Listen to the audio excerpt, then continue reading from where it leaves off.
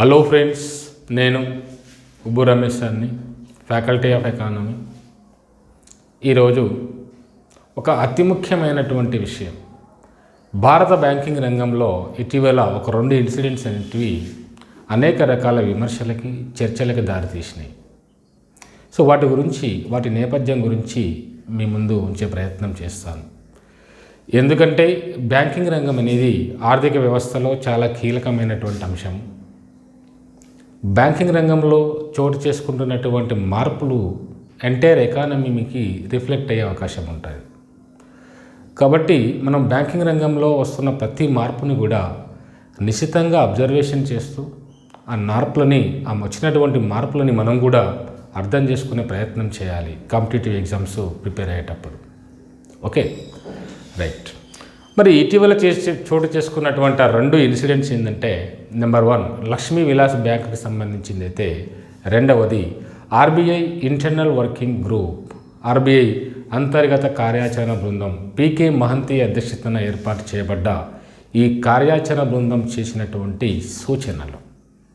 ఈ 2 అంశాలు అనేక రకాల విమర్శలకి మరియు చర్చలకి అవకాశం కల్పించాయి.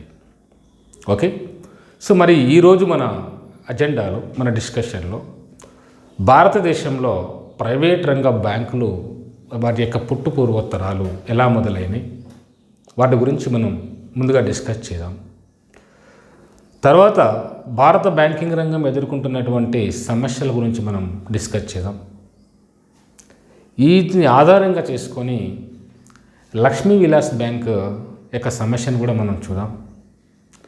తర్వాత ఈ ఆర్బీఐ అంతర్గత గ్రూప్ ఏదైతే ఉందో, అంతర్గత కార్యాచరణ బృందం, వాళ్ళు ఇచ్చినటువంటి సూచనలు ఎందుకు వివాదాస్పదం అవుతున్నాయని కూడా మనం డీటెయిల్గా చూద్దాం.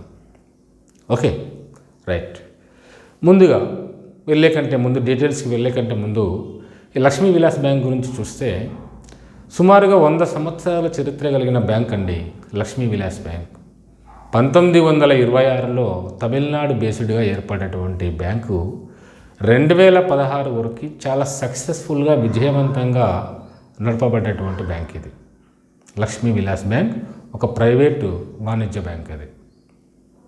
అయితే ఈ బ్యాంకు ఎక్కువగా గ్రామీణ ప్రాంతాలలో, సెమీ అర్బన్ ప్రాంతాలలో ఎస్టాబ్లిష్ అయి ఉన్నాయి. దీని బ్రాంచెస్ అన్నీ కూడా దేశవ్యాప్తంగా సుమారుగా 563 బ్రాంచీలు, 974 ఏటీఎంలుతో సుమారుగా 20 లక్షల డిపాజిట్దారులు, కస్టమర్స్ ఈ బ్యాంకును కలిగి ఉన్నది.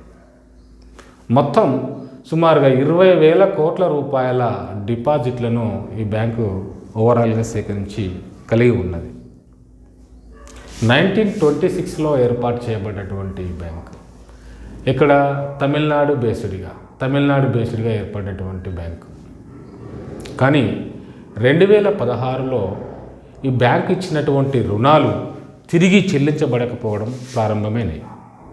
వాటిని మనం నిరర్ధక ఆస్తులు అంటాము. సాధారణంగా ఒక బ్యాంక్ ఏం చేస్తుందండి, ప్రజలు, సంస్థలు తమ కష్టపడి సంపాదించినటువంటి ఆదాయంలో కొంత భాగాన్ని పొదుపులు చేసుకుంటాయి. పొదుపుల రూపంలో బ్యాంకుల వద్ద డిపాజిట్లు చేస్తాయి. బ్యాంకుల్లోకి వచ్చినటువంటి డిపాజిట్లని బ్యాంకులు కార్పొరేట్ సంస్థలకి, పారిశ్రామికవేత్తలకి, ఇతర ఉత్పత్తి సంస్థలకి, సేవా సంస్థలకి రుణాలు అందిస్తాయి. ఆ రుణాలపైన బ్యాంకులకు వడ్డీ వస్తుంది. ఆ వడ్డీలో కొంత భాగాన్ని డిపాజిట్దారులకు చెల్లించి, కొంత భాగాన్ని తన మెయింటెనెన్స్ ఖర్చులకు మరియు తన కొంత లాభం కోసం ఉంచుకుంటూ బ్యాంకులు నిర్వహించబడతాయి. అయితే బ్యాంకులు ఇచ్చినటువంటి ఈ రుణాలు తిరిగి చెల్లించబడకపోతే మొత్తానికే మోసం వస్తుంది. బ్యాంకులు ఇచ్చినటువంటి ఈ రుణాలు తిరిగి చెల్లించబడకపోతే అలాంటి రుణాలని నిరర్ధక ఆస్తులు, నాన్ పర్ఫార్మింగ్ అసెట్స్ అంటాము. అదంతా కూడా ఒక పెద్ద చాప్టర్ అవుతుంది. అది జస్ట్ మనం తర్వాత చూద్దాం వాటి గురించి. ప్రజెంట్ అయితే 2016 నుంచి లక్ష్మీ విలాస్ బ్యాంక్ ఇచ్చినటువంటి రుణాలు తిరిగి చెల్లించబడకపోవడం వల్ల నిరర్ధక ఆస్తులు పెరిగిపోయినాయి లక్ష్మీ విలాస్ బ్యాంక్కి. దానితోటి లక్ష్మీ విలాస్ బ్యాంకు మరి ప్రమాదంలోకి వెళ్ళిపోతుంది అని ఆర్బీఐ భావించి 2019 సెప్టెంబర్లో లక్ష్మీ విలాస్ బ్యాంక్ని RBI prompt corrective action plan కింద ఉంచడం జరిగింది. ప్రాంప్ట్ కరెక్టివ్ యాక్షన్ ప్లాన్ అంటే మీనింగ్ ఏంటంటే, ఏదైనా ఒక బ్యాంకు ప్రమాదంలోకి వెళ్ళిపోయే అవకాశం ఉన్నప్పుడు ఆ బ్యాంకు యొక్క కార్యకలాపాలన్నీ కూడా ఆర్బీఐ తన నియంత్రణలోకి తీసుకొని దాన్ని క్లోజ్ అబ్జర్వేషన్లో ఉంచుతుంది అన్నమాట. ఉదాహరణకి ఒక రోగి ఉన్నాడు, ఆ రోగి చాలా ప్రమాదంలోకి వెళ్ళిపోతాడని భావించినప్పుడు హాస్పిటల్లో ఐసీయూలో జాయిన్ చేస్తాం. ఐసీయూలో జాయిన్ చేసి క్లోజ్ అబ్జర్వేషన్లో పెట్టి అతను రికవరీ అయ్యే స్టేజ్ దాకా తీసుకొచ్చిన తర్వాత ఐసీయూస్ నుంచి బయటకు తీసుకొస్తాం. ఇది కూడా అంతే. ప్రాంప్ట్ కరెక్టివ్ యాక్షన్ ప్లాన్ అంటే సంథింగ్ ప్రమాదంలోకి వెళ్ళిపోతున్నటువంటి ఒక బ్యాంకును తీసుకెళ్ళి ఐసీయూలో ఉంచడం లాంటిదే. ఐసీయూలో ఉంచి అది ప్రమాదం నుంచి బయటకు వచ్చే విధంగా మరి కార్యక్రమాలు చేపట్టి తర్వాత ఈ ప్రాంప్ట్ కరెక్టివ్ యాక్షన్ ప్లాన్ నుంచి తీసివేయడం జరుగుతుంది. మరి ప్రాంప్ట్ కరెక్టివ్ యాక్షన్ ప్లాన్ ఎవరు విధిస్తారు అంటే బ్యాంకింగ్ నియంత్రణ సంస్థ. ఇక్కడ ఎవరు? RBI, reserve bank of India. So reserve bank of India Lakshmi Vilas బ్యాంక్ని ప్రమాదంలోకి వెళ్ళిపోతుందని భావించి 2019 సెప్టెంబర్లో ఈ ప్రాంప్ట్ కరెక్టివ్ యాక్షన్ ప్లాన్ లేదా ప్రాంప్ట్ కరెక్టివ్ యాక్షన్ ఫ్రేమ్వర్క్ కింద ఉంచడం జరిగింది. కొంత సమయం ఇచ్చింది మరి లక్ష్మీ విలాస్ బ్యాంకు రికవరీ కావడం కోసం. కానీ రికవరీ అయ్యేటటువంటి అవకాశం లేకపోవడంతో 2020 నవంబర్ 17న ఆర్బీఐ లక్ష్మీ విలాస్ బ్యాంక్ పైన మారటోరియం విధించింది. మారటోరియం అంటే మీనింగ్ ఏంటంటే, లక్ష్మీ విలాస్ బ్యాంక్ యొక్క బోర్డు ఏదైతే ఉంటుందో పాలక మండలి, ఆ బోర్డును మొత్తం రద్దు చేసి ఆర్బీఐ ఒక వ్యక్తిని, మనోహరన్ని ఈ లక్ష్మీ విలాస్ బ్యాంక్కి మరి సపరేట్ ఒక డైరెక్టర్గా నియమించడం జరిగింది.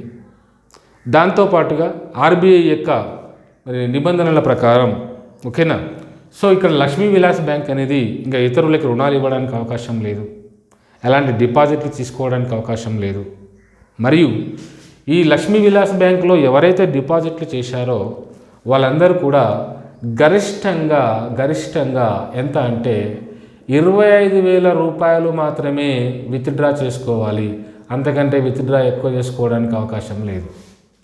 అంటే ప్రజలు తాము కష్టపడి సంపాదించినటువంటి డబ్బుని లక్ష్మీ విలాస్ బ్యాంక్ మీద నమ్మకంతో, ట్రస్ట్ తోటి బ్యాంకులో డిపాజిట్ చేసి చివరికి ఈ బ్యాంకు యొక్క బోర్డు మరి దీని యొక్క గవర్నెన్స్ సమస్య కావచ్చు, ఆర్బీఐ యొక్క నియంత్రణ వైఫల్యం కావచ్చు, వాళ్ళ కారణంగా తాము చేసుకున్నటువంటి డిపాజిట్లని ప్రజలే తిరిగి తీసుకోలేని పరిస్థితి ఏర్పడ్డది.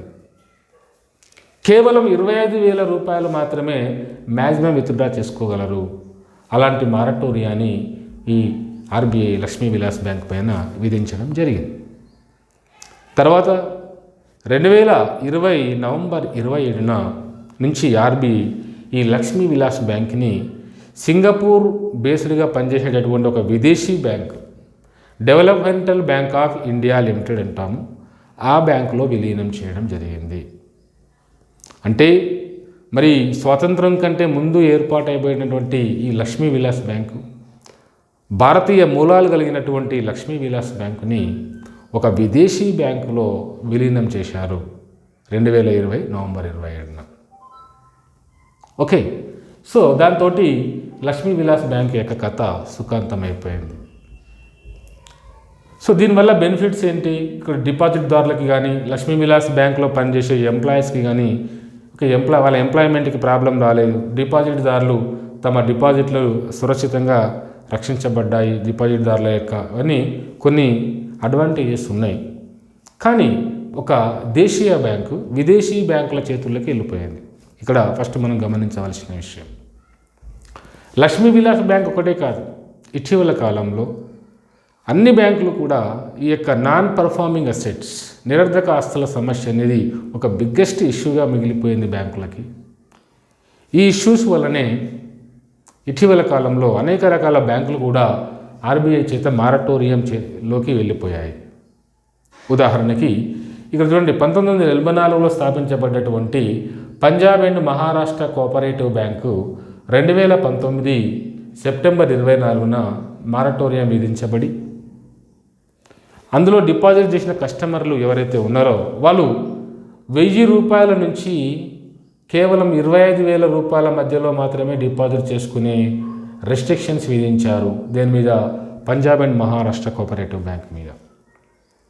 అదేవిధంగా ఎస్ బ్యాంక్ 2004లో ప్రైవేట్ రంగంలో 2 బ్యాంకులు ఏర్పాటు చేసింది. 2 బ్యాంకుల లైసెన్స్ ఇచ్చింది ఆర్బీఐ. ఒకటి ఎస్ బ్యాంక్ అయితే రెండవది కోటక్ మహీంద్రా బ్యాంక్. ఈ ఎస్ బ్యాంక్ 2004లో ఏర్పడి మరి చాలా మంచిగా పర్ఫార్మెన్స్ చూపించింది ఎస్ బ్యాంక్. కానీ 2019 నాటికి ఎస్ బ్యాంక్ కూడా సంక్షోభంలోకి వెళ్ళిపోయింది. ఎస్ బ్యాంక్ సంక్షోభంలోకి వెళ్ళిపోవడానికి మేరు కారణం ఏంటంటే ఇక్కడ ఎస్ బ్యాంక్ ఇచ్చినటువంటి రుణాలు తిరిగి రాలేదు. ఎస్ బ్యాంక్ ఎక్కువగా రుణాలు ఎవరికి ఇచ్చింది? కార్పొరేట్ దిగ్గజాలు లైక్ అనిల్ అంబానీ, అదేవిధంగా ఐఎల్ అండ్ ఎఫ్ఎస్ అనేటటువంటి ఒక నాన్ బ్యాంకింగ్ ఫైనాన్షియల్ ఇన్స్టిట్యూషన్, అదేవిధంగా డిహెచ్ఎఫ్ఎల్, ఇది కూడా ఒక నాన్ బ్యాంకింగ్ ఫైనాన్షియల్ ఇన్స్టిట్యూషన్. ఈ మూడింటికి ఇచ్చినటువంటి రుణాలు చాలా ఎక్కువగా ఉన్నాయి. ఈ 3 కూడా ఇటీవల కాలంలో దివాలా తీసినటువంటి సంస్థలే. అనిల్ అంబానీ దివాలా తీశాడు, ఐఎల్ఎఫ్ఎస్ దివాలా తీసింది, డిహెచ్ఎఫ్ఎల్ కూడా దివాలా తీసింది. సో ఇవి దివాలా తీయడం వల్ల తిరిగి రుణాలు చెల్లించలేకపోవడం వల్ల ఎస్ బ్యాంకు డిపాజిట్దారులకి డిపాజిట్లను తిరిగి చెల్లించలేని పరిస్థితులకు వెళ్ళిపోవడంతో ఎస్ బ్యాంక్ పైన కూడా మారటోరియం విధించాల్సిన పరిస్థితి 2020 మార్చి 5న ఆర్బీఐకి కల్పించడం జరిగింది. దాంతో ఎస్ బ్యాంక్లో ఉన్నటువంటి సుమారుగా 49% వాటాని స్టేట్ బ్యాంక్ ఆఫ్ ఇండియాకి ఇచ్చివేయడం జరిగింది. Okay, so State Bank of India నిధులని సమకూర్చడం జరిగింది ఎస్ బ్యాంక్కి. స్టేట్ బ్యాంక్ ఆఫ్ ఇచ్చినటువంటి ఆ నిధులను తీసుకొని ఎస్ బ్యాంక్ తన డిపాజిట్దారులకి డిపాజిట్లు అందించేటటువంటి ప్రయత్నాలు చేస్తూ ఉంది. కోర్స్ ఆ రకంగా ఎస్ బ్యాంక్ గట్టెక్కింది ప్రమాదం నుంచి అని మనం భావించినప్పటికీ ఇక్కడ మనం గమనించాల్సినటువంటి విషయం ఏంటంటే ప్రజలు కష్టపడి సంపాదించినటువంటి తమ డిపాజిట్లని బ్యాంకుల మీద నమ్మకంతో డిపాజిట్లు చేస్తే, తమ కష్టార్జితాన్ని బ్యాంకుల్లో డిపాజిట్లు చేస్తే ఆ బ్యాంకులు సరి అయినటువంటి ప్రమాణాలు విధి విధానాలు పాటించకుండా పార్షియాలిటీతోటి అవినీతితోటి పెద్ద పెద్ద కార్పొరేట్ సంస్థలకి రుణాలు ఇవ్వడం వల్ల వాళ్ళు కొన్ని వందల వేల కోట్ల రూపాయల్లో బ్యాంకులకి రుణాలు తిరిగి చెల్లించకపోవడం వల్ల బ్యాంకులు దివాలా తీసే పరిస్థితి ఏర్పడుతుంది. బ్యాంకులు దివాలా తీస్తున్నాయంటే ఇండైరెక్ట్గా ఎవరి సొమ్ము పోతుంది? ప్రజలు కష్టపడి సంపాదించుకున్న సొమ్ము కార్పొరేట్ చేతుల్లోకి వెళ్ళిపోతూ ఉంది. ఇది మనం గమనించాల్సినటువంటి విషయం ఇక్కడ. మరి లక్ష్మీ విలాస్ బ్యాంకు ఈ రకంగా ఒక విదేశీ బ్యాంకులో విలీనమైపోయింది. మరి వాస్తవానికి ఇవన్నీ కూడా ప్రైవేట్ బ్యాంకులు కదా. భారతదేశంలో ఈ ప్రైవేట్ బ్యాంకులకు సంబంధించినటువంటి అంశాలను కనుక మనం గమనిస్తే చూడండి, భారతదేశానికి ఆధునిక బ్యాంకింగ్ రంగాన్ని ఎవరు తీసుకొచ్చారు ఇండియాలోకి? ప్రజెంట్ బ్యాంకులు ఎలా ఉన్నాయో ఈ బ్యాంకింగ్ వ్యవస్థని ఇండియాలోకి పరిచయం చేసినటువంటి మరి వారు ఎవరంటే ఇక్కడ బ్రిటిష్ వారు, ఆంగ్లేయులు ఆధునిక బ్యాంకింగ్ వ్యవస్థని భారతదేశంలో ప్రవేశపెట్టారు బ్రిటిష్ వారు. తర్వాత వాస్తవానికి భారతదేశంలో ప్రైవేట్ బ్యాంకింగ్ రంగం అనేది ఎలా తన యొక్క పుట్టు పూర్వతరాలు జరిగిందని ఒక ఓవర్వ్యూ కనుక చూస్తే 1770లో బ్యాంక్ ఆఫ్ హిందుస్థాన్ అనేటటువంటి ఒక బ్యాంకును బ్రిటిష్ వారి యాజమాన్యంలో ఏర్పాటు చేశారు. ఇది మొట్టమొదటి బ్యాంకు, ఆధునిక బ్యాంకు భారతదేశంలో. కోర్స్ తర్వాత ఇది 1782లోనే మూసివేయబడ్డది అనుకోండి. తర్వాత కాలంలో అనేక రకాల బ్యాంకులు వచ్చినాయి, like Allahabad bank, Punjab national bank, ఇలా అనేక రకాల బ్యాంకులు వచ్చినాయి. అయినప్పటికీ మనం 1806, 1840, 1840, 1843 అనేటివి మనం గుర్తుపెట్టుకోవాల్సినటువంటి important milestones Indian banking సెక్టార్లో. 1806లో కలకత్తా ప్రెసిడెన్సీ బ్యాంక్ ఏర్పడ్డదండి. అప్పుడు బ్రిటిష్ వాళ్ళ కాలంలో మనకి 3 ప్రెసిడెన్సీలు ఉండేటివి: Calcutta presidency, Bombay presidency, Madras presidency. So ప్రతి ప్రెసిడెన్సీకి ఒక కలకత్తా ప్రెసిడెన్సీ బ్యాంక్ అని 1806లో, 1840లో బొంబాయి ప్రెసిడెన్సీ బ్యాంక్ అని, అదేవిధంగా 1843లో మద్రాస్ ప్రెసిడెన్సీ బ్యాంక్ అని, ఈ 3 బ్యాంకులు ప్రెసిడెన్షియల్ బ్యాంక్స్ అంటారు. వీటిని ప్రైవేట్ రంగంలో ఏర్పాటు చేశారు. ఈ 3 బ్యాంకులని విలీనం చేస్తూ 1921లో ఇంపీరియల్ బ్యాంక్ ఆఫ్ ఇండియాను ఏర్పాటు చేశారు. ఈ ఇంపీరియల్ బ్యాంక్ ఆఫ్ ఇండియా 1921 నుంచి 1934 వరకు 2 రకాల విధులు నిర్వర్తించింది. ఒకటి కేంద్ర బ్యాంకు విధులు, అంటే ప్రజెంట్ ఆర్బీఐ ఏ విధులైతే నిర్వర్తిస్తుందో ఆ విధులని నిర్వర్తించింది. అదేవిధంగా వాణిజ్య బ్యాంకు విధులు, అంటే లైక్ ఎస్బీఐ ఏ విధులైతే నిర్వర్తిస్తుందో ప్రస్తుతం ఎస్బీఐ విధించే విధులన్నీ కూడా వాణిజ్య బ్యాంకు విధులు అంటాము, అవన్నీ నిర్వర్తించింది. తర్వాత 1934 నుంచి 1955 మధ్యలో ఇది కేవలం వాణిజ్య బ్యాంకుగా మాత్రమే పనిచేసింది. కారణం ఏంటంటే 1934లో ఆర్బీఐ ఏర్పాటు కావడం వల్ల, సో ఆర్బీఐ అనేది కేంద్ర బ్యాంకు విధులను చూసుకుంటే ఇది ఎక్స్క్లూజివ్గా వాణిజ్య బ్యాంకుగా మారిపోయింది ఐబీఐ. అన్నీ కూడా ప్రైవేట్ రంగంలో వచ్చినటువంటి బ్యాంకులే. ఆఫ్ కోర్స్ తర్వాత ఇదే ఐబీఐని 1955లో స్టేట్ బ్యాంక్ ఆఫ్ ఇండియాగా మార్చేసి జాతీయం చేశారు. ప్రజెంట్ మనం చూస్తున్నటువంటి స్టేట్ బ్యాంక్ ఆఫ్ ఇండియా ముందుగా ఐబీఐగా ఉన్నది. ఐబీఐ ఎలా ఏర్పడిందంటే Calcutta presidency bank, Bombay presidency bank మరియు మద్రాస్ ప్రెసిడెన్సీ బ్యాంక్గా ఏర్పడ్డది. ఇక తర్వాత స్వాతంత్రం వచ్చిన తర్వాత జాతి ప్రయోజనాలను దృష్టిలో పెట్టుకొని ఇందిరాగాంధీ ప్రభుత్వం 2 సార్లు ఒకే బ్యాంకులను జాతీయం చేయడం జరిగింది. 1969లో 50 కోట్లు అంతకంటే ఎక్కువ ఆస్తులు కలిగినటువంటి 14 బ్యాంకులను, 1969లో 14 బ్యాంకులను జాతీయం చేసింది. 1980లో ఇందిరాగాంధీ ప్రభుత్వం 6 బ్యాంకులను జాతీయం చేసింది.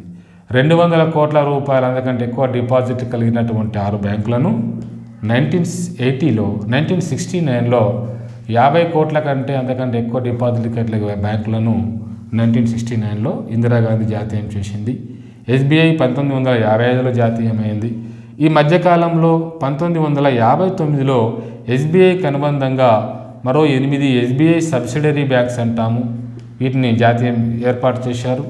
ఆఫ్ కోర్స్ ఇటీవల కాలంలో పీజే నాయక్ కమిటీ సూచనలతోటి ఎస్బీఐ అనుబంధ బ్యాంకులు అన్నీ కూడా ఎస్బీఐలో విలీనం కావడంతో ఈ అనుబంధ బ్యాంకులు ప్రస్తుతం లేవు. బ్యాంకింగ్ చాప్టర్ చూసేటప్పుడు మనం డీటెయిల్గా చూస్తాం, ఇవన్నీ జస్ట్ ఓవర్వ్యూ చెప్తున్నాను ఇక్కడ. సో ఇక్కడ ఏం జరిగిందంటే 1900 స్వతంత్రం వచ్చిన తర్వాత 47 నుంచి 1991 వరకు భారత బ్యాంకింగ్ రంగంలో ప్రభుత్వ రంగం పాత్ర ఎక్కువగా ఉన్నది.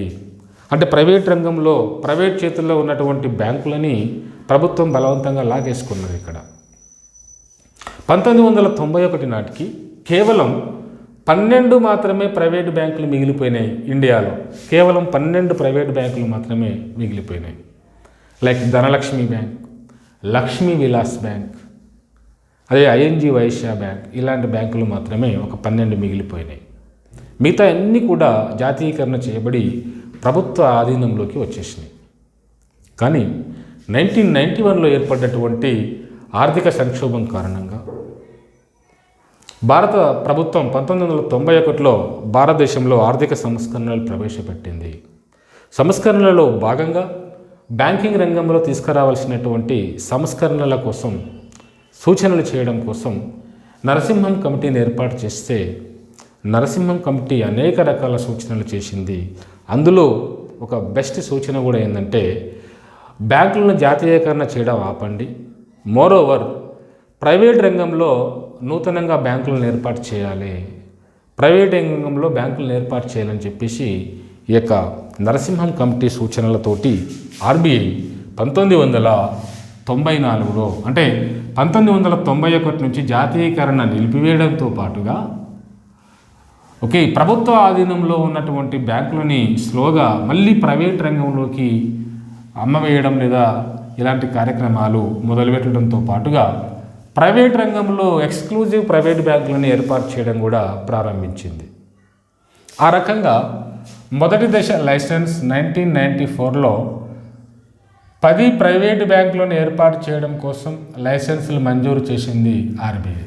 అందులో ముఖ్యమైనవే ఇప్పుడు మనం చూస్తున్నటువంటి ఐసిఐసిఐ బ్యాంక్ కానీ, అదేవిధంగా హెచ్డిఎఫ్సి బ్యాంక్ కానీ, ఓకే, అదే టైంలో UTI unit trust of India bank, ఈ యూటీఐ 2007లో యాక్సిస్ బ్యాంకుగా పిలువబడతా ఉన్నది. ఇలా 10 ప్రైవేట్ బ్యాంకులని 1994లో ఏర్పాటు కోసం లైసెన్స్ ఇచ్చింది. అవి ఏర్పాటైనాయి. అందులో 4 బ్యాంకులు క్లోజ్ అయిపోయినాయి. అంటే ప్రజెంట్ 6 బ్యాంకులు మాత్రమే పనిచేస్తూ ఉన్నాయి ప్రైవేట్ రంగంలో. 1994లో ఏర్పాటైన 10 బ్యాంకులలో ప్రజెంట్ కేవలం 6 బ్యాంకులు మాత్రమే ఉన్నాయి. అదేవిధంగా 2003లో కూడా మరో 2 బ్యాంకులని ప్రైవేట్ రంగంలో ఏర్పాటు చేసింది గవర్నమెంట్. అవే ఇక్కడ ఏంటంటే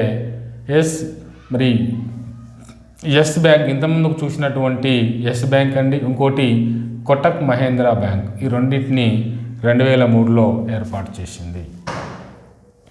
తర్వాత 2015లో మరో 2 బ్యాంకులు ఏర్పాటైనాయి. ఓకే, ఏంటి ఆ 2 బ్యాంకులు అంటే అఫ్కోర్స్ 2013లోనే భీమల్ జలాన్ కమిటీ యొక్క సిఫార్సులతోటి లైసెన్సు మంజూరు అయినప్పటికీ ఏర్పాటు మాత్రం 2015లో ఏర్పాటైనాయి.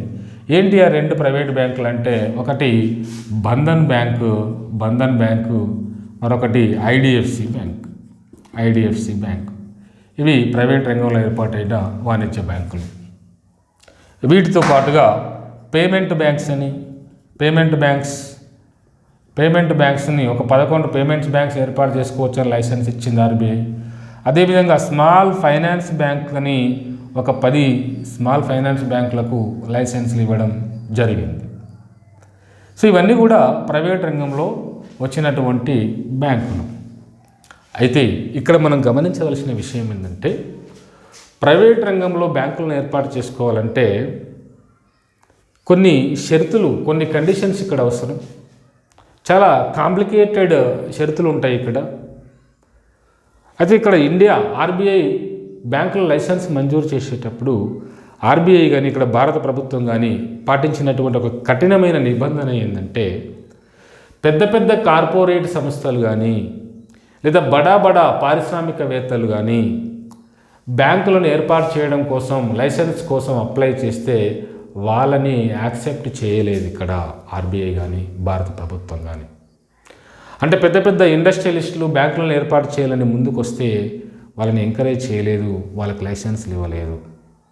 ఫర్ ఎగ్జాంపుల్ ఉదాహరణకి 2013లో మరి బ్యాంకులను నూతనంగా ఏర్పాటు చేయడం కోసం అప్లికేషన్స్ ఇన్వైట్ చేసినప్పుడు ఆల్మోస్ట్ 26 అప్లికేషన్స్ వచ్చినాయి నూతనంగా ఏర్పాటు చేసుకుంటామని. అందులో రిలయన్స్ వాళ్ళు ఉన్నారు, బిర్లా వాళ్ళు ఉన్నారు, ఆదానీ గ్రూప్ ఉన్నది, వీళ్ళందరూ ఉన్నారు. కానీ వీటిని స్క్రూటినైజ్ చేయడం కోసం మాజీ ఆర్బీఐ గవర్నర్ అయినటువంటి భీమల్ జలాన్ అధ్యక్షతన కమిటీ ఏర్పాటు చేశాడు అప్పటి ఆర్బీఐ గవర్నర్ రఘురామ్ రాజన్. భీమల్ జలాన్ యొక్క సిఫార్సులు ఏంటంటే కేవలం 2ంటికి మాత్రమే ఇక్కడ లైసెన్స్ ఇవ్వడం జరిగింది. ఒకటి కలకత్తా బేస్డ్గా పనిచేస్తున్నటువంటి మరి మైక్రో ఫైనాన్స్ ఇన్స్టిట్యూషన్ అయిన బంధన్ బ్యాంక్ ఏర్పడింది. అదేవిధంగా ఇన్ఫ్రాస్ట్రక్చర్ డెవలప్మెంట్ కోసం 1997లో ఏర్పాటైనటువంటి సంస్థ అది ఐడిఎఫ్సి బ్యాంక్, బొంబాయి బేస్డ్గా ఏర్పడ్డది. ఇది ఈ 2ంటికి మాత్రమే లైసెన్స్లు ఇవ్వడం జరిగింది. అంటే బడా పారిశ్రామికవేత్తలు, బిగ్ కార్పొరేట్ హౌసెస్ బ్యాంకులను ఏర్పాటు చేయాలంటే అవకాశం ఇవ్వలేదు అనేది మనకు చరిత్ర చెప్తా ఉన్నది. ఓకే, సో ఈ రకంగా ప్రైవేట్ బ్యాంకుల యొక్క లైసెన్స్ అనేది ఈ రకంగా ఉన్నది. ఇండియాలో పెద్ద పారిశ్రామికవేత్తలకు అవకాశం ఇవ్వలేదు. మరి ఎందుకు పెద్ద పారిశ్రామికవేత్తలకి బ్యాంకులను ఏర్పాటు చేసుకోవడానికి లైసెన్స్లు ఇవ్వడం లేదు అని అంటే ఇక్కడ ఒక ప్రాబ్లం ఉంది. ఏంటిది ఆ ప్రాబ్లం అంటే కనెక్టెడ్ లెండింగ్ ఇష్యూ అని అంటాం. కనెక్టెడ్ లెండింగ్ ఇష్యూ అనేది ఇక్కడ problem. Connected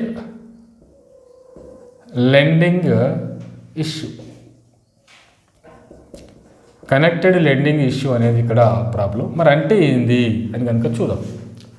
for example Reliance తీసుకుందాం. రిలయన్స్ గ్రూప్ ఈ రిలయన్స్ గ్రూప్ వాళ్ళు ఓకే ఆయిల్ ఇండస్ట్రీలో ఉన్నారు, డిజిటల్ ఇండస్ట్రీలో ఉన్నారు, అదేవిధంగా రీటైల్ ఇండస్ట్రీలో ఉన్నారు, అదేవిధంగా పవర్ సెక్టార్లో ఉన్నారు. ఇలా చాలా సెక్టార్స్లలో రిలయన్స్ గ్రూప్ అనేది వాళ్ళ యొక్క వ్యాపారాన్ని విస్తరించి ఉన్నది. అదేవిధంగా టెలికాం సెక్టార్లో కూడా రిలయన్స్ వారు తమ యొక్క ముద్రను వేసి ఉన్నారు, పెద్ద బిజినెస్ కలిగి ఉన్నారు. ఇప్పుడు ఈ రిలయన్స్ గ్రూప్కి రిలయన్స్ బ్యాంకుని ఏర్పాటు చేసే అవకాశం కనుక ఆర్బీఐ వీళ్ళకి ఇస్తే, అంటే భారత ప్రభుత్వం వీళ్ళకి ఇస్తే, ఇప్పుడు బ్యాంకు కాబట్టి ప్రజలు తాము సంపాదించినటువంటి అర్జిత ఆదాయాన్ని పొదుపుల రూపంలో బ్యాంకులలో దాచిపెట్టుకోవాలని వాళ్ళ సేఫ్టీ కోసం కొంత వడ్డీ వస్తుంది కాబట్టి వడ్డీ కోసం ఆశపడతారు. సో ఇక్కడ ప్రభుత్వం ఏర్పాటు చేసింది కాబట్టి, ప్రభుత్వం వీళ్ళకి లైసెన్స్ ఇచ్చింది కాబట్టి రిలయన్స్ బ్యాంక్ అయినా సరే ప్రజలు దానిని నమ్ముతారు. ట్రస్ట్ బేస్డ్గా ఏర్పడుతుంది బ్యాంకు కాబట్టి ప్రజలు దానిని నమ్ముతారు. నమ్మి ప్రజలు తమ యొక్క కష్టార్జితంలో కొంత భాగాన్ని రిలయన్స్లో డిపాజిట్లు చేస్తారు. ఇప్పుడు రిలయన్స్ బ్యాంక్ కాబట్టి ఇదేం చేయాలి? లోన్స్ ఇవ్వాలి. మరి ఇప్పుడు రిలయన్స్ బ్యాంకు కనుక ఏర్పడితే ఎవరికి లోన్స్ ఇస్తుంది? ఇక్కడ రిలయన్స్ బ్యాంకు ఎక్కువగా రిలయన్స్ ఇండస్ట్రీస్ ఉన్నాయి. ఇక్కడ రిలయన్స్ ఆయిల్ ఉంది, Reliance digital, Reliance telecom, Reliance retail, Reliance power sector, ఇవన్నీ ఉన్నాయి. కాబట్టి రిలయన్స్ తమ ఇచ్చేటటువంటి లోన్స్ అన్నింటినీ కూడా తమ రిలయన్స్ గ్రూపులు ఉన్నటువంటి ఇతర సంస్థలకి మాత్రమే ఇచ్చే అవకాశం ఉంటుంది. ఇక్కడ వాళ్ళకే మళ్ళించే అవకాశం ఉంటుంది. ఓకే, సేమ్ గ్రూపు కాబట్టి అన్ని సబ్సిడరీస్ కాబట్టి ప్రజలు ఇచ్చినటువంటి ఆ డిపాజిట్లని కేవలం రిలయన్స్ వాళ్ళ సంస్థల్లోకి రుణ రూపంలో మలుచుకుంటుంది. తిరిగి చెల్లించకపోవచ్చు, ఎందుకంటే ఒకటే గ్రూప్ కాబట్టి బ్యాంక్ కూడా వాళ్ళదే కాబట్టి ఇవి తిరిగి చెల్లించకపోవచ్చు. ఒకవేళ చెల్లించబడకపోతే బ్యాంకుల్లో ప్రజలు చేసుకున్నటువంటి ఆ డిపాజిట్లు ఏమైపోతాయి?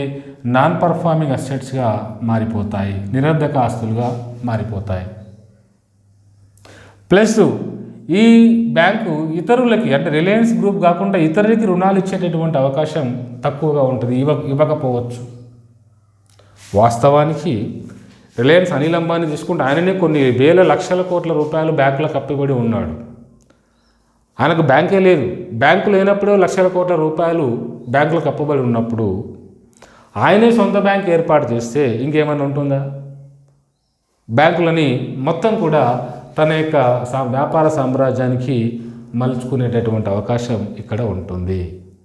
దీనిని మనం ఏమంటామంటే కనెక్టెడ్ లెండింగ్ అంటాము. Connected lending.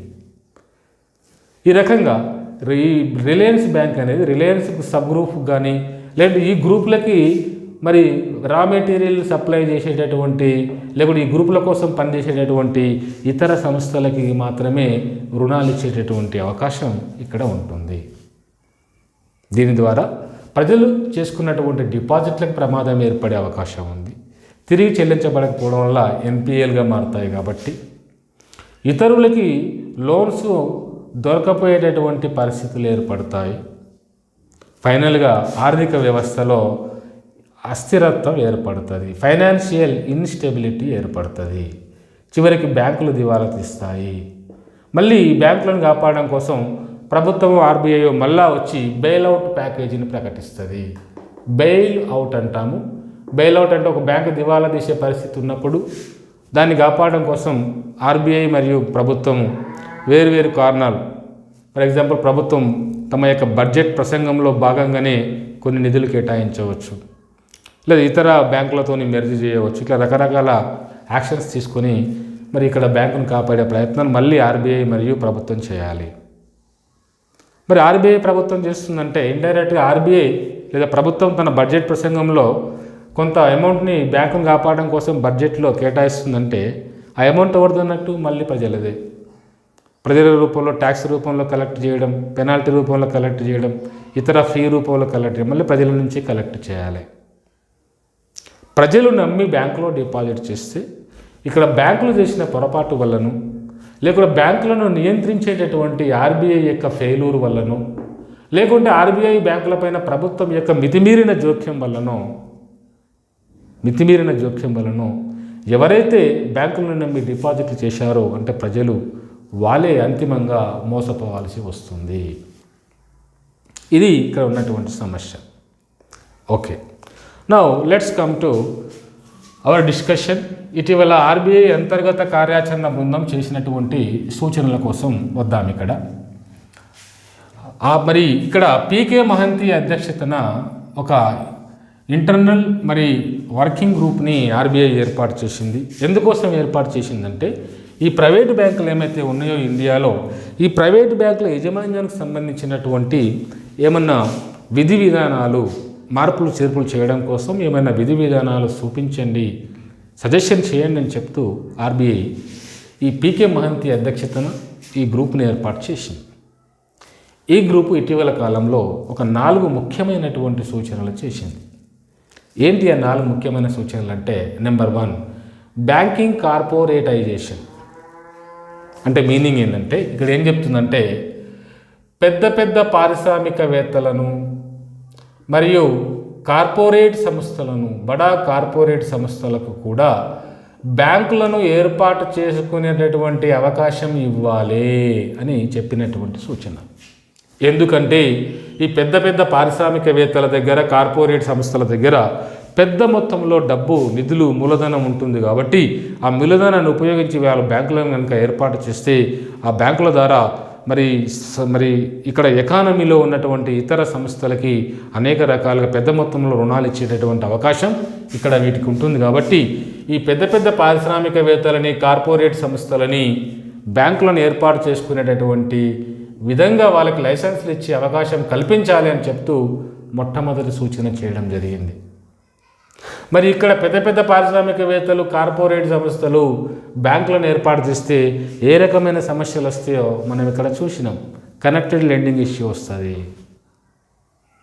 ఓకే, అంతర్గత సమస్యలు ఏర్పడతాయి, బ్యాంకు దివాలా తీస్తుంది, నాన్ పర్ఫార్మింగ్ అసెట్స్ పెరుగుతాయి, ఆర్థిక వ్యవస్థలో ఇతరులకి రుణాలు లభించవు, తద్వారా ఆర్థిక అస్థిరత్వం ఏర్పడుతుంది, ఫైనాన్షియల్ ఇన్స్టెబిలిటీ ఏర్పడుతుంది.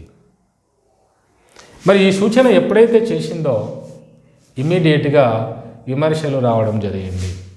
ముఖ్యంగా మాజీ ఆర్బీఐ గవర్నర్ అయినటువంటి రఘురామ్ రాజన్, అదేవిధంగా ఆర్బీఐ మాజీ డిప్యూటీ గవర్నర్ అయినటువంటి వైరల్ వి ఆచార్య,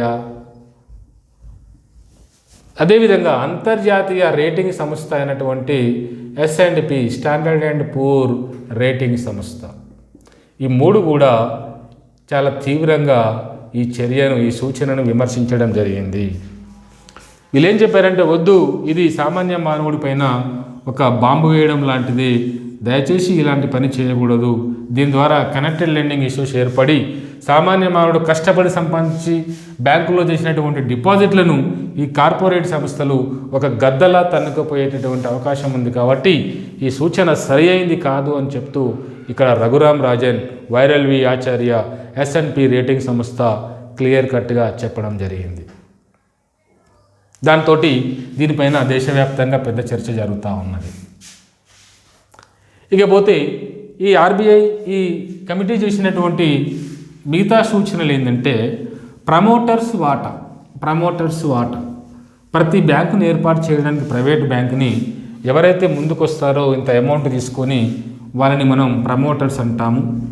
ప్రస్తుతం భారతదేశంలో ఒక షెడ్యూల్డ్ కమర్షియల్ బ్యాంకును ఏర్పాటు చేయాలంటే కనీస మూలధనంగా 500 కోట్ల రూపాయలను మరి ఆర్బీఐకి చూపించాల్సి ఉంటుంది కనీస మూలధనంగా. ఈ 500 కోట్ల రూపాయలను ఎవరైతే చూపిస్తారో వాళ్ళని మనం ఇక్కడ ఏమంటామంటే ప్రమోటర్స్ అంటాము, ప్రమోటర్స్. సో ఈ ప్రమోటర్సు ఈ 500 కోట్ల రూపాయలను చూపించి బ్యాంకు లైసెన్స్ పొంది బ్యాంకును ఏర్పాటు చేస్తారు. ఏర్పాటు చేసినప్పుడు ఇందులో పూర్తి వాటా ఈ ప్రమోటర్స్దే ఉంటుంది. కానీ ఆర్బీఐ నిబంధనల ప్రకారం, బ్యాంకింగ్ రెగ్యులేషన్ యాక్ట్ 1949 ప్రకారం ఏంటంటే, ఈ ప్రమోటర్సు ఈ బ్యాంకులో మొత్తం వాటా వీలే కలిగి ఉండడానికి అవకాశం లేదు. వీళ్ళు స్లోగా తమ వాటాను తగ్గించుకుంటూ రావాలి. వితిన్ 3 ఇయర్స్లో ఈ ప్రమోటర్స్ యొక్క వాటాని 40%కు తగ్గించాలి, మిగతా 60% పబ్లిక్ ఇవ్వాలి. షేర్స్ రిలీజ్ చేయడం ద్వారా పబ్లిక్ కొంటారు, అందులో పబ్లిక్ కూడా వాటాదారులు అయిపోతారని మీనింగ్ ఇక్కడ. వితిన్ 10 ఇయర్స్లో ఈ ప్రమోటర్స్ తమ యొక్క వాటాని 20%కి తగ్గించాలి. అదేవిధంగా వితిన్ 15 ఇయర్స్లో ఈ ప్రమోటర్స్ తమ వాటాని 15%కి తగ్గించాలి. అంటే ప్రస్తుతం ఒక షెడ్యూల్డ్ కమర్షియల్ బ్యాంకులో ప్రమోటర్స్ గరిష్టంగా ఎంత వాటా కలిగి ఉండగలరు? 15% మాత్రమే కలిగి ఉండగలరు. మిగతా 85% వాటాని వీళ్ళు పబ్లిక్కి అమ్మివేయాలి. ఏ రూపంలో? షేర్స్ రూపంలో. అది ప్రస్తుతం ఉన్నటువంటి కండిషన్. అయితే ఈ కమిటీ ఏం చెప్పిందంటే, ఒక బ్యాంకును ఏర్పాటు చేస్తున్నప్పుడు ప్రమోటర్స్ వాటా ప్రస్తుతం గరిష్టంగా ఎంత ఉంది? 15% ఉంది. కానీ ఈ ప్రమోటర్స్ యొక్క వాటాని 15% నుంచి 26%కి పెంచాలి అని సూచించడం జరిగింది. కోర్స్ ఇది పెద్దగా విమర్శకు గురి కాలేదు. ఇంక్లూడింగ్ రఘురామ్ రాజన్ కూడా ఇది ఓకే, ఇలా చేయొచ్చు అని ఆయన కూడా చెప్పడం జరిగింది. ఇక పోతే మూడవది ఏంటంటే కనీస మూలధనం. కనీస మూలధనం అంటే ముందే ఇక్కడ మనం చెప్పాను నేను, భారతదేశంలో ఒక షెడ్యూల్డ్ కమర్షియల్ బ్యాంకును ఏర్పాటు చేయాలంటే కనీస మూలధనంగా 500 కోట్ల రూపాయలు చూపించాలి. షెడ్యూల్డ్ కమర్షియల్ బ్యాంకును అయితే 500 కోట్ల రూపాయలు, లేదా స్మాల్ ఫైనాన్స్ బ్యాంక్ కానీ లేదా పేమెంట్ బ్యాంకుని కానీ ఏర్పాటు చేయాలంటే 100 కోట్ల రూపాయలను కనీస మూలధనంగా చూపించాలి ప్రస్తుతం. అయితే ఈ యొక్క పీకే మహంతి గ్రూప్ ఏం చెప్పిందంటే, కనీస మూలధనంగా బ్యాంకును ఏర్పాటు చేయాలంటే కనీస మూలధనంగా అది షెడ్యూల్డ్ కమర్షియల్ బ్యాంక్ అయితే 500 కోట్ల నుంచి దానికి ఎంతకు పెంచాలి? 1000 కోట్ల రూపాయలకు పెంచాలి. లేదా స్మాల్ ఫైనాన్స్ బ్యాంక్ కానీ పేమెంట్ బ్యాంక్ కానీ అయితే కనీస మూలధనాన్ని 100 కోట్ల నుంచి ఎంతకు పెంచాలి?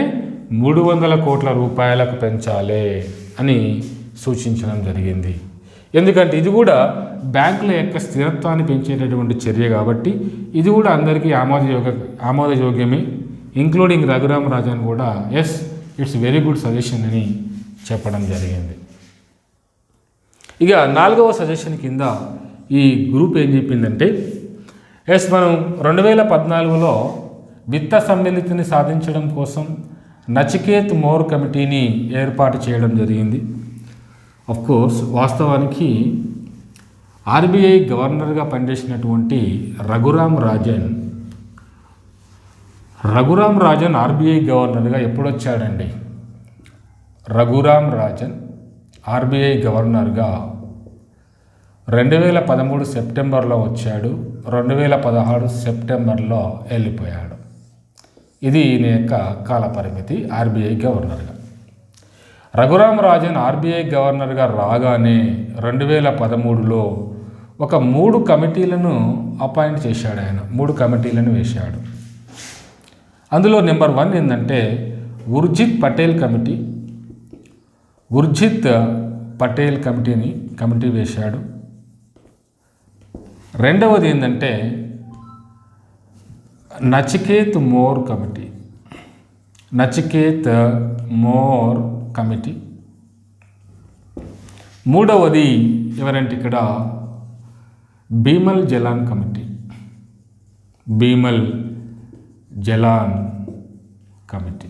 ఈ 3 కమిటీలను వేశాడు. కోర్స్ ఉర్జిత్ పటేల్ కమిటీ దేనిపైన అంటే మానిటరీ పాలసీ ఆఫ్ ఆర్బీఐ యొక్క ద్రవ్య విధానం, దానికి సంబంధించినటువంటి మార్పులు చేర్పుల కోసం ఉర్జిత్ పటేల్ దాని మీద వేసిండు. కోర్స్ మానిటరీ పాలసీ కమిటీని ఏర్పాటు చేశారు ఈ కమిటీ సూచనలతోటి. అవన్నీ మనం తర్వాత చూస్తాం. నచికేత్ మోర్ కమిటీ దేని మీదనంటే విత్త సమ్మిళితి, ఫైనాన్షియల్ ఇంక్లూజన్ అంటాం దీన్ని. సో బ్యాంకింగ్ రంగంలోకి, విత్త రంగంలోకి ఎవరైతే ఇప్పటిదాకా రాలేదో వాళ్ళందరినీ కూడా బ్యాంకింగ్ రంగంలోకి తీసుకురావాలి. దానికోసం కావాల్సిన సూచనలు చేయడం కోసం, విత్త సమ్మిళితిని సాధించడం కోసం ఏ రకమైన కార్యక్రమాలు చేయాలో సూచనలు చేయాలని చెప్తూ నచికేత్ మోర్ కమిటీని ఏర్పాటు చేశారు 2013లో. కోర్స్ నచికేత్ మోర్ కమిటీ సూచనలతోటే ప్రధానమంత్రి జన్ధన్ యోజన అకౌంట్ ప్రారంభమైంది. నచికేత్ మోర్ సూచనలతోటే 2014లో స్మాల్ పేమెంట్ బ్యాంక్స్ 10 బ్యాంకులకు లైసెన్సులు ఇచ్చారు. నచికేత్ మోర్ కమిటీ సూచనలతోటే 2014లో 11 పేమెంట్ బ్యాంకులకి లైసెన్సులు ఇచ్చారు. Course small finance banks, payment banks అంటే ఏంటి అనేది వాళ్ళంతా కూడా పెద్ద డిస్కషన్, మనం తర్వాత చూద్దాం. అయితే ఒక బ్యాంకు పేమెంట్ బ్యాంకుగా పనిచేసిన తర్వాత 5 సంవత్సరాలు సక్సెస్ఫుల్గా కనుక పనిచేస్తే ఆ పేమెంట్ బ్యాంక్ని స్మాల్ ఫైనాన్స్ బ్యాంకుగా మార్చుకునే వెసులుబాటు కూడా ఇక్కడ ఆర్బీఐ కల్పించింది. ఒక పేమెంట్ బ్యాంక్ 5 సంవత్సరాలు సక్సెస్ఫుల్గా విజయవంతంగా పనిచేసిన తర్వాత అది ఎలా మారిపోయే అవకాశం ఉంది? స్మాల్ పేమెంట్ బ్యాంకుగా అప్లై చేసుకునే అవకాశం ఉంది. అయితే ఇక్కడ మహంతి గ్రూప్ ఏం చెప్తుందంటే, పేమెంట్ బ్యాంకు స్మాల్ ఫైనాన్స్ బ్యాంకుగా మారాలంటే ప్రస్తుతం ఉన్నటువంటి 3 సంవత్సరాల కాల పరిమితిని 5 సంవత్సరాల కాల పరిమితిని ఎంతకు తగ్గించాలి? 3 సంవత్సరాలకు తగ్గించాలి అని సూచించడం జరిగింది. ఇది కూడా విమర్శలకు దారితీసింది. ఎందుకంటే దీని ద్వారా ఫైనాన్షియల్ స్టెబిలిటీ దెబ్బతింటుంది, ఈ సూచన అనవసరము, ప్రస్తుతం 5 సంవత్సరాల తర్వాత అవకాశం ఇస్తున్నాం కదా, దాన్ని 3 సంవత్సరాలకే తగ్గించాల్సిన అవసరం ఏమొచ్చింది ఇప్పుడు అని చెప్తూ రఘురామ్ రాజన్ దీని మీద క్వశ్చన్ చేయడం జరుగుతూ ఉన్నది. ఓకే, సో ఈ రకంగా ఈ అంతర్గత కార్యాచరణ బృందం చేసినటువంటి ఈ 4 సూచనల్లో ఈ 2 సూచనలు మాత్రం విమర్శలకు గురవుతూ ఉన్నాయి. మొదటిది ఏంటంటే కార్పొరేట్ సంస్థలని, పెద్ద పెద్ద పారిశ్రామికవేత్తలని బ్యాంకులు ఏర్పాటు చేసుకునే అవకాశం కల్పించాలని చెప్పడం. రెండవది పేమెంట్ బ్యాంక్స్ స్మాల్ బ్యాంకుగా మారాలంటే ప్రస్తుతం ఉన్న 5 సంవత్సరాల కాల పరిమితిని 3 సంవత్సరాలకు కుదించాలనడం. ఈ 2 కూడా విమర్శలకి దారితీస్తూ ఉన్నాయి. ఓకే ఫ్రెండ్స్, సో ఈ రకంగా ప్రజెంట్ భారత బ్యాంకింగ్ రంగం అనేది ఎన్పిఏ నాన్ పర్ఫార్మింగ్ అసెట్స్, వాటిని నిరర్ధక ఆస్తులు అంటాము, ఈ సమస్యతో బాధపడుతూ ఉన్నాయి. వీటితో పాటుగా బ్యాంకుల యొక్క లాభదాయకత, ఓకే, బ్యాంకింగ్ రంగంలో నిధుల కొరత, అదేవిధంగా కార్పొరేట్ గవర్నెన్స్ విషయంలో సమస్యలు, బ్యాంక్ బోర్డుల విషయంలో సమస్యలు, బ్యాంకింగ్ రంగం బోర్డు విషయంలో పార్షియాలిటీ, కానీ ఇవన్నీ కూడా అనేక రకాల సమస్యలతోని ఈరోజు బ్యాంకులు సతమతం అవుతూ ఉన్నాయి. అందులో బిగ్గెస్ట్ ఇష్యూ ఏంటంటే నాన్ పర్ఫార్మింగ్ అసెట్, నిరర్ధక ఆస్తుల సమస్య. ఈవెన్ ఇప్పుడు నిన్న మొన్న ఈ లక్ష్మీ విలాస్ బ్యాంక్ అయినా సరే, ఎస్ బ్యాంక్ అయినా సరే, లేకుంటే అక్కడ పంజాబ్ మహారాష్ట్ర కోఆపరేటివ్ బ్యాంక్ అయినా సరే, ఐసిఐసిఐ బ్యాంకులో వచ్చినటువంటి ఇష్యూ అయినా సరే, లేకుంటే పంజాబ్ నేషనల్ బ్యాంక్ నీరవ్ మోడీ చేసినటువంటి మోసమైనా సరే, లేకుంటే మరి కింగ్ ఫిషర్ విజయ్ మాల్యా చేసినటువంటి మోసమైనా సరే, ఇవన్నీ కూడా ఈ నిరర్ధక ఆస్తుల సమస్యలకే దారితీశాయి అనే విషయాన్ని మనం ఇక్కడ గమనించాలి. ఓకే ఫ్రెండ్స్, సో మరి ఇందులో ఆర్బీఐ యొక్క పాత్ర కూడా చాలా కీలకం. ఎందుకంటే ఆర్బీఐ ఒక బ్యాంకింగ్ రంగాన్ని నియంత్రించేటటువంటి ఒక రెగ్యులేటర్ కాబట్టి ఆర్బీఐ మరి ఒక బ్యాంకు ఇచ్చినటువంటి రుణం నిరర్ధక ఆస్తిగా మారకుండా చూడేటటువంటి బాధ్యత ఇక్కడ ఆర్బీఐకి ఉంటుంది. అయితే ఆర్బీఐ మరి ఏం చేస్తున్నట్టు, నిరర్ధక కొన్ని లక్షల కోట్ల రూపాయలు నిరర్ధక ఆస్తులుగా మారిపోతున్నప్పుడు ఆర్బీఐ మరి చూడలేకపోతుందా, నియంత్రణ చేయలేకపోతుందా అంటే ఇక్కడ ప్రాబ్లం ఏంటంటే ఆర్బీఐకి ఫుల్ ఫ్లెడ్జ్డ్గా అటానమీ లేదు ఇక్కడ. ఓకే, ఇక్కడ గవర్నమెంట్ ఆఫ్ ఇండియా ఉంటుంది ఆర్బీఐ పైన. ఓకే, గవర్నమెంట్ ఆఫ్ ఇండియా కింద ఆర్బీఐ ఉంటుంది, ఆర్బీఐ కింద మరి ఇతర బ్యాంకులు ఉంటాయి. సో ఈ బ్యాంకులను నియంత్రించాలంటే ఇక్కడ ఆర్బీఐకి అధికారం ఉంది, కానీ ఆర్బీఐ మీద గవర్నమెంట్ ఆఫ్ ఇండియాకి అధికారం ఉన్నది. ఆర్బీఐ ఒక స్వతంత్ర సంస్థ, ఇండిపెండెంట్గా నిర్ణయాలు తీసుకుంటుంది అని చెప్పబడ్డప్పటికీ సో మితిమీరినటువంటి రాజకీయ జోక్యం, ఇవన్నింటి కారణాల వల్ల ఆర్బీఐ ఇక్కడ బ్యాంకుల పైన పూర్తిగా నియంత్రణ చేయలేక మరి బ్యాంకులు నిరర్ధక ఆస్తులుగా, మరి బ్యాంకులు ఇచ్చినటువంటి రుణాలు నిరర్ధక ఆస్తులుగా మారుతున్నప్పటికీ జస్ట్ ప్రేక్షక పాత్ర వహించాల్సి వస్తుంది ఇక్కడ ఆర్బీఐ అంటూ విమర్శలు కూడా ఎక్కువగానే ఉన్నాయి.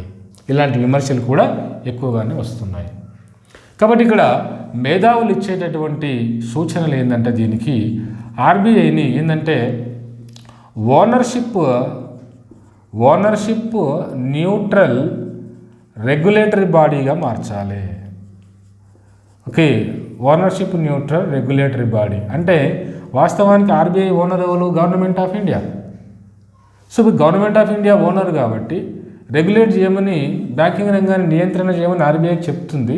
కానీ ఆర్బీఐ అయిన డిసిజన్ తీసుకుందాం అంటే మళ్ళీ గవర్నమెంట్ ఆఫ్ ఇండియా లేకుంటే రాజకీయ నాయకుల యొక్క జోక్యం ఎక్కువ అవుతూ ఉంది అనే ఒక విమర్శ ఉన్నది. కాబట్టి ఇక్కడ ఏమంటున్నారంటే ఆర్బీఐకి నియంత్రణ అధికారాలు ఎలా ఇవ్వాలంటే అసలు దీనిపైన ఈ గవర్నమెంట్ ఆఫ్ ఇండియా ఓనర్షిప్ అనేది ప్రభావం చూపించకూడదు. ఆర్బీఐకి ఫుల్ రైట్స్ ఇచ్చేసేయాలి నియంత్రణ పైన. తద్వారా ఈ బ్యాంకులను కాపాడేటటువంటి పరిస్థితి ఉన్నది. ఇండైరెక్ట్గా నువ్వు బ్యాంకులను కాపాడుతున్నావు అంటే ఇండైరెక్ట్గా ఎవరిని కాపాడుతున్నట్టు? బ్యాంకుల్లో డబ్బులు దాచిపెట్టుకున్న సామాన్య ప్రజలను కాపాడుతున్నట్టే ఇక్కడ.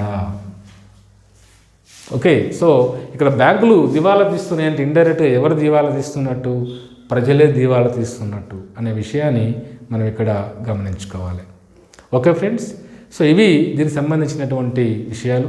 బ్యాంకింగ్ చాప్టర్ అనేది చాలా పెద్దది, చాలా బర్నింగ్ అండ్ డైనమిక్ టాపిక్ కూడా. సో మరి ఈ బ్యాంకింగ్ చాప్టర్ గురించి మనం బ్యాంకింగ్ చాప్టర్లో చాలా డీటెయిల్గా డిస్కషన్ చేద్దాం. Of course Telangana public service commission group 2 సిలబస్లో బ్యాంకింగ్ చాప్టరు డైరెక్ట్గా లేదు, కానీ ఇండైరెక్ట్గా క్వశ్చన్స్ అడిగే అవకాశం ఉంది. ఎందుకంటే 3rd పార్ట్ నుంచి. అదే ఏపీపీఎస్సీ గ్రూప్ 2 కనుక తీసుకుంటే బ్యాంకింగ్ చాప్టర్ క్లియర్ కట్గా ఉంది. It's a very good topic అన్నమాట. ఓకే, సో మనం అవన్నీ కూడా బ్యాంకింగ్ చాప్టర్లో డిస్కస్ చేద్దాం. Thank you.